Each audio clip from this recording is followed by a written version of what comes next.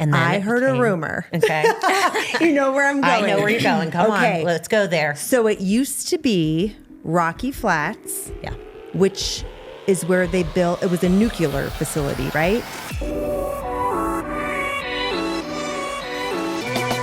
So they built the detonators for nuclear warheads. They weren't building the actual bombs there. It was a detonator. Okay.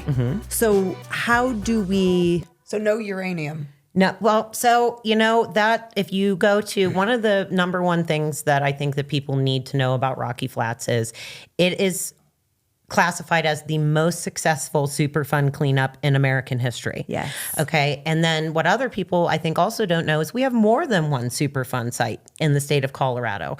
Rocky Mountain Arsenal is a Superfund site.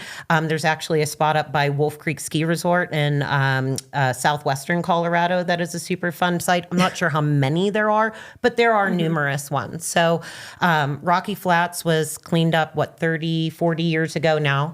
And it is now a wildlife refuge. My neighbor is actually a gentleman named David Wood. He's a retired physicist from School of Mines. So as I like to say, he's way smarter than I am. Yeah. And before we actually built our house in 2014, David had actually done his own third-party soil samples on the ground, because there's also a lot of rumors that float around out there, like we can't plant things or have gardens. Or we had to sign our rights away. Oh yeah, when we had to sign our rights away. That was none of that, true. none of that's true. Urban legends, Right. Well, just like there's aliens living underneath our airport, right? And Exactly, all of that. exactly. Right. So but that one's true. Yeah, that one's true. That one is true. And Lucifer did actually kill his creator. Yes. So Yes. but there's a lot of information out there. So like I said, David did his own third-party soil samples.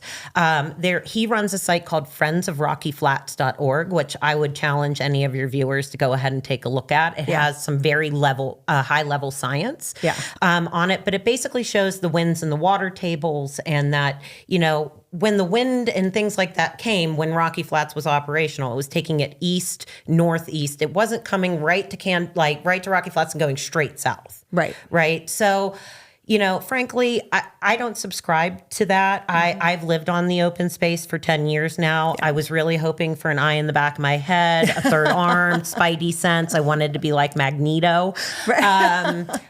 But honestly, all I have is the best health and happiness I've ever had. This girl from Pittsburgh wakes up in the morning and pinches herself that I get to look at the Flatiron Mountains and this beautiful open space where we have a huge diversity of animals. We have longhorn owls that come there every year to have their baby owlets. We have about a herd of 300 elk that spend their time there, or they go up a little bit more into the high country. We have coyotes, we have salamanders, which, again, not a biologist or anything, but salamanders are very sensitive to their ecosystem. Right. So if you would believe what some people would have you believe, that, we shouldn't have animals living and thriving out there if it is a toxic waste dump, which it is not. Right. Yeah. And the COO, the Central Operating Unit, where if you would have what people would believe, what they would have you believe, you should go there and come back glowing. Right. So a lady who actually lives 2 doors up from me, her name is Kim Griffiths. She's on the Rocky Flats Stewardship Council, another resource that I would encourage people to check out. David has a Geiger counter. So a Geiger counter measures radiation. I think it's cooler to call it a Guggenheimer, but that's just me. So she has worn David's Geiger counter out to the COO, to the Central Operating Unit area. And what was interesting is the radiation level never changed. It was all at one level. You know where the radiation level was actually higher on the Geiger counter? Along Boulder Creek. Really? Yes. Okay, so interesting that the radiation was higher there than it was in Candelas.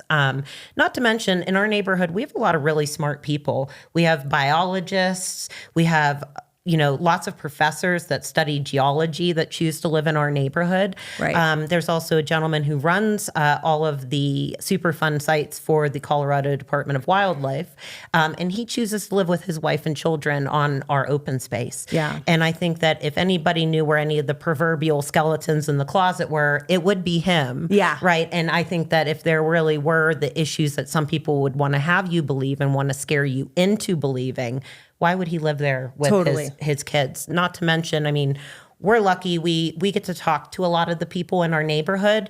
And we've actually met during our garage sale, several people who live in the neighborhood who worked at Rocky Flats, who worked on the cleanup, and they choose to live in the neighborhood.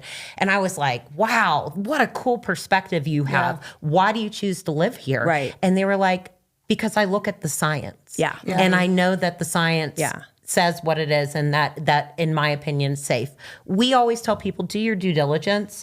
Look at the resources that are out there, and then make your decision. But I do also tell my sellers that there are a subset of people that right, wrong, or indifferent. They feel a certain way about it. Absolutely. So therefore they're not going to consider our neighborhood. So that is a challenge that we face. Oh, yeah. But I do feel that it's something that I always tell people, I'm willing to go toe to toe and talk to you about the science. You and know put you your in, shit, yeah, right? I try. And I know people who know even more shit than I do. So, but it's like, because I get it.